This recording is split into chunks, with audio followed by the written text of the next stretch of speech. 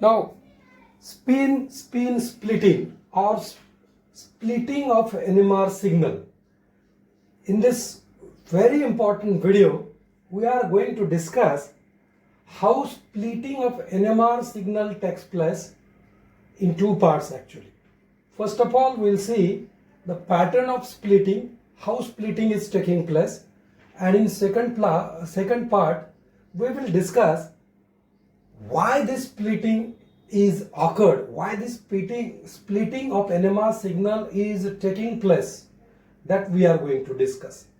Now, we will see first of all the splitting pattern of NMR signal.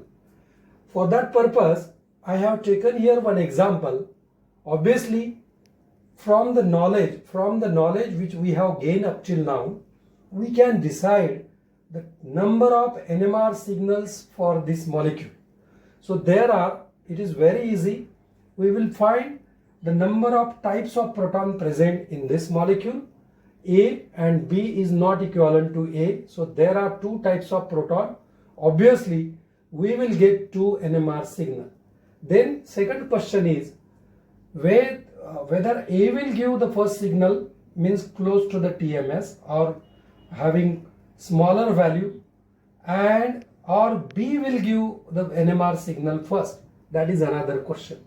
That question is hidden in the factors which we have discussed in previous video. Now, because of these two electron donating groups, electron withdrawing atoms, Cl, the whole electron density is going toward or away from this carbon. That means this proton is de-shielded. De-shielded means its signal will go downfield. And as compared to this, these A protons are more shielded because there is just one electron withdrawing atom present on this carbon. So when we compare their shielding and de-shielding effect, proton B is more de-shielded as compared to A. So the signal for B will be towards downfield, means away from the TMS, and signal for A will be close to the TMS. That's why we got this kind of NMR, simple NMR pattern, NMR signals. Here again, for two protons the height will be more, and for one proton height will be lower, or the area. That is also simple. Now, this is a very simple pattern of NMR. Just one signal you are getting, clear cut one signal. But actually these signals are actually not single signals just like this, but these signals are going to split, and the actual NMR spectrum for this molecule will look like this. You can see here. Now you can see previously for A protons, which are two in number, it's just one signal, but now for A proton it is splitted into two lines. Now for B, previously there was just single signal, but you can see in actual NMR signal, NMR spectrum for B proton, although it is one in number, we are getting three lines. So these two lines means we called it as a doublet, and for three lines we called it as a triplet. So this is a doublet, this is a doublet, and this is a triplet. This is a triplet. So why this has happened? This is happened because spin splitting occurs only between non-equivalent protons, and these protons either on same carbon atom or on adjacent carbons. That means if equivalent protons are there, only equivalent protons are there in the molecule, the splitting is not possible. For splitting, there must be two or more than two types of proton present on the same atom, on the same carbon, or on the adjacent carbon. So this is very, very important rule. If you apply this rule here, the splitting is possible because there are two different types of protons. Means these two protons are non-equivalent. In that case, and these two protons are present on adjacent carbon. So these protons are actually responsible for the splitting of NMR signal. Now, how this splitting is occurred, that we have to govern by different rules. So we are going to discuss now different rules which are actually telling us how to decide splitting pattern in different organic molecules. First rule says equivalent protons do not split each other's signal. If there are only equivalent protons, only one type of protons present, then there will be just singlet. We call it as a singlet. This is singlet, means one line. So there will be only singlet because these protons are not able to split into different lines or different pattern. Now, second point says splitting is observed for non-equivalent protons. We need non-equivalent protons, two or more than two types of protons on the same carbon or adjacent carbon. Now the explanation is given here by considering these examples. Now these two different types of protons present on same carbon. Here also two different types of protons present on the same carbon. Now these are the two different types of protons present on the adjacent carbon. So these protons have capability to split each other's signal. So we get a splitting of signal, splitting of NMR signal in this kind of situation or this kind of pattern you observe in organic molecule. The third rule, splitting is not generally observed between the protons which are separated by more than 3 sigma bonds. Listen, we need non-equivalent protons either on same carbon or on adjacent carbon. Means if you see here, these are on adjacent carbon. So this is suppose A proton and this is B. If you count number of sigma bonds in between, this two proton is 1, 2 and 3. So we need only 3 or less than 3 sigma bonds between two non-equivalent protons for the splitting. This is the meaning. Now you consider, suppose this is C type of proton present here. Whether C will split the signal of A or A will split the signal of C, that we have to find. For that purpose, you just count number of intervening sigma bonds. This is 1, 2, 3 and 4, means greater than 3. If there are more than 3 sigma bonds present between, generally, these two protons, then splitting is not possible between these two protons. So splitting is possible between the protons which are separated by 3 sigma bonds or less than 3 sigma bonds. So this is very important rule actually. In case of diethyl ether also, these two protons are separated by 1, 2, 3 and 4 sigma bonds. So the splitting is not possible by these two, splitting of signal by each other.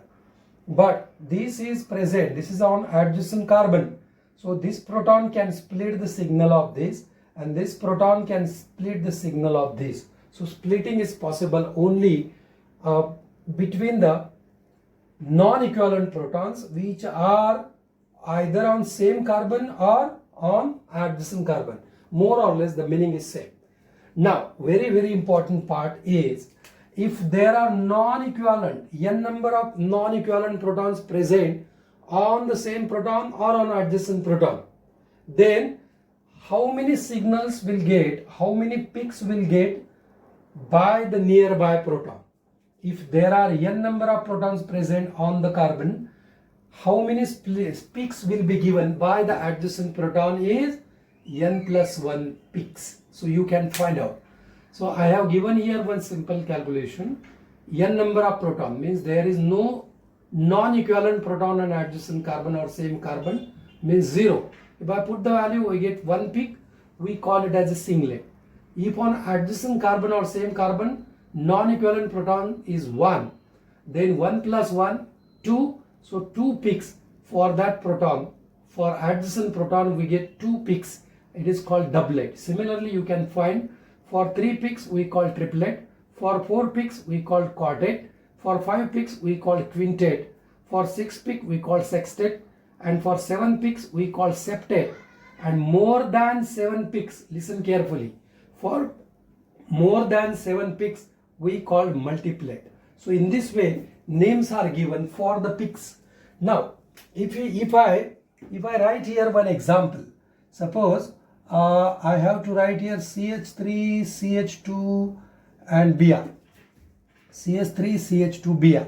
First of all, find out types of proton. So this is A and this is B. Both are non-equivalent and they are on adjacent carbon. So splitting is possible. For signal A, you can write signal A means for this proton, the splitting is done by the adjacent proton. So how many adjacent protons? What is N value? Here N value is 3. So 3 number of protons present on adjacent carbon. So N value is 3. So N plus 1 means 3 plus 1, 4. So for A, we get here quartet means 4 peaks. And 4 peaks means a quartet. What about signal B? What is the signal B? Now see, B is this one and this signal is splitted by the adjacent proton. So N number means how many adjacent protons? These are 2 in number, 2. If I put the value 2 here, I get 3. Total is 3. So for signal B, we get 3 peaks. So for signal B, we get 3 peaks, which is called triplet. Particularly doublet, singlet, doublet, triplet and quartet. Up to quartet it is important, but beyond that it is rarely observed, or we call it as a multiplet. So you remember only up to 4 values: singlet, doublet, triplet and quartet. Now if you see their ratio of the peaks, so for singlet there is no problem, this is like that. For doublet, this ratio of the peaks is always 1:1. Then for triplet, this is 1:2:1. So you can check the height, double, the middle peak is having double height, double area.